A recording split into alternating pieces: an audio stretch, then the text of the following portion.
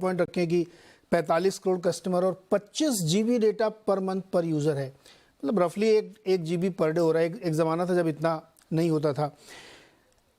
शायद बड़ी निराशा ये है कि उनको जियो प्लेटफॉर्म्स की या जियो रिटेल की जो लिस्टिंग की बात थी वो इन्वेस्टर ज़्यादा सुनना चाहते थे। ये वाली निराशा आप कह रहे हैं?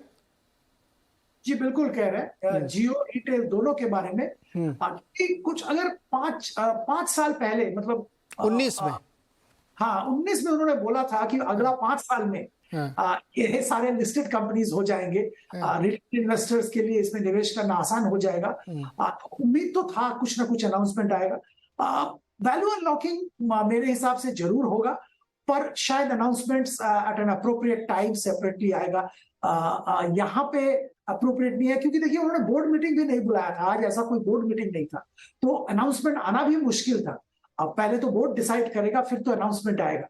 तो मीटिंग से पहले ये लग रहा था कि कोई स्पेसिफिक अनाउंसमेंट आने की संभावना नहीं है, और वही हुआ एक्चुअली। पर एक डायरेक्शनल स्टेटमेंट आ सकता था, वो नहीं आया। जी दीपन सर, आरआईएल की तरफ से कई बार सरप्राइज होते हैं, जैसे जियो फाइनेंस की तो कोई बात ही नहीं, कभी चर्चा ही नहीं हुई थी कि फाइनेंशियल बिजनेस को एकदम से ले आएंगे, फिर उसकी लिस्टिंग होगी, और वो इतनी जल्दी हुआ कि हम लोग तो एक्सपेक्ट कर रहे थे कि जियो प्लेटफॉर्म की लिस्टिंग होगी। खबरें ये भी लोग चाहते थे कि पहले नैस्डैक में करेंगे, बट जियो फाइनेंस जैसा एक सरप्राइज आया। तो हो सकता है कि अभी 1 साल बाकी है, 24 में 5 साल होंगे, तो ये चीज़ वो कभी भी कर सकते हैं दीपन सर। तो ये तो मतलब एक सरप्राइज आइटम बना रहा है, सस्पेंस बना रहा है इन्वेस्टर्स के लिए, जैसे जियो उन्होंने किया, तो वैसा कभी भी कर सकते हैं वो। जी हाँ, we remain in eternal hope कि ऐसी कोई अनाउंसमेंट आ जाती है जियो फाइनेंस जैसी, and investors are given company split and they are given shares of Reliance Retail as well as Jio platforms. Of course that certainly is on the cards, और अगर आप देखेंगे तो ये उम्मीद से ही कई investor are remaining invested in Reliance Industries. और अभी क्या है कि ये जो कंपनीज है, जो डिविजन्स है, they become really large divisions, and their basic momentum is very different. क्योंकि oil और chemical देखेंगे तो there's high degree of cyclicality in that business. If you look at the Jio platform business, there is certain level of growth over there, but the fastest growing business is Reliance Retail. So I think investors want to have the choice as to which particular business they want to invest in, क्योंकि इनकी जो valuation रहती है वो भी अलग अलग रहती है। जैसे कि रिलायंस रिटेल की जो पी मल्टीपल हम देंगे, that is could be on the higher side considering what P multiple we are giving for say D Mart और trend for that matter. So there are differences in the valuation multiple as well for all the different businesses, and of course we remain in hope कि ये जो company है उसको split करके 3 division कर देती है, that will be the best possible outcome for the investors.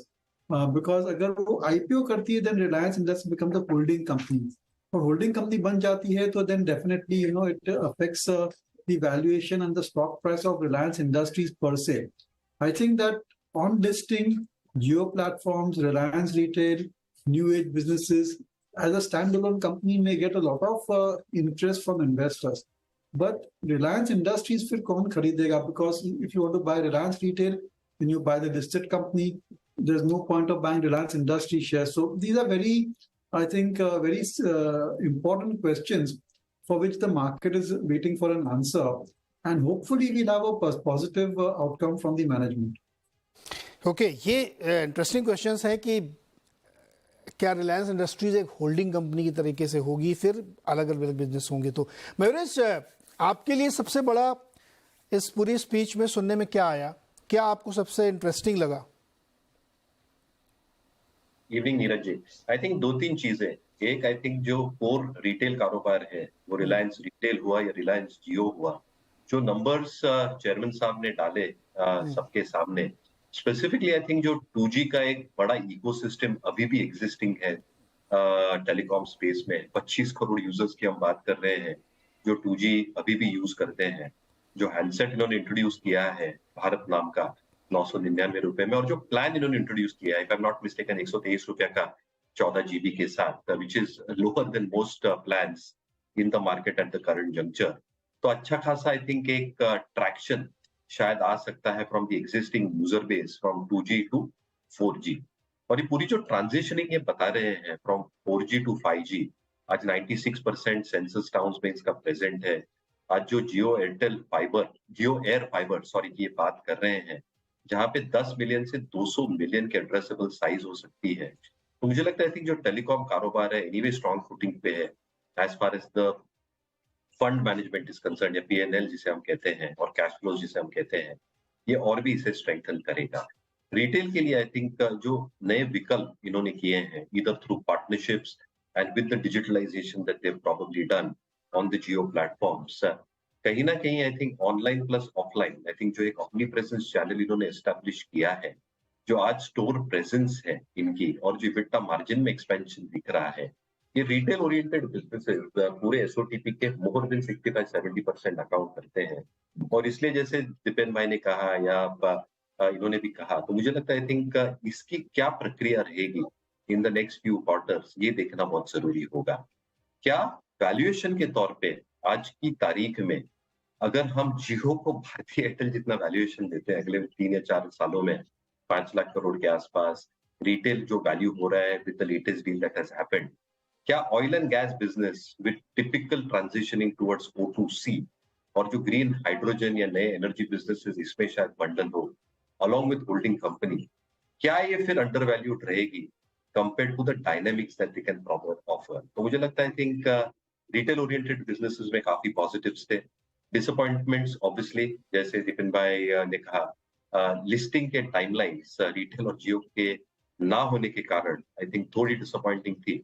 और जियो फाइनेंशियल खुद के लिए आई थिंक थोड़ी स्पष्टता और आनी बहुत जरूरी थी, क्योंकि सिर्फ ब्रीफली इन्होंने टच किया कि इंश्योरेंस में आएंगे, ब्लैक रॉक के साथ एसेट मैनेजमेंट में आएंगे, शायद एक डिजिटल प्लेटफॉर्म होगा to tap the untapped credit borrowers of the society as well. तो आई थिंक एक दो डिसअपॉइंटमेंट्स थे और positives I think retail, Jio और undervaluation of the O2C। जी अब इसको थोड़ा सा और एक्सपेंड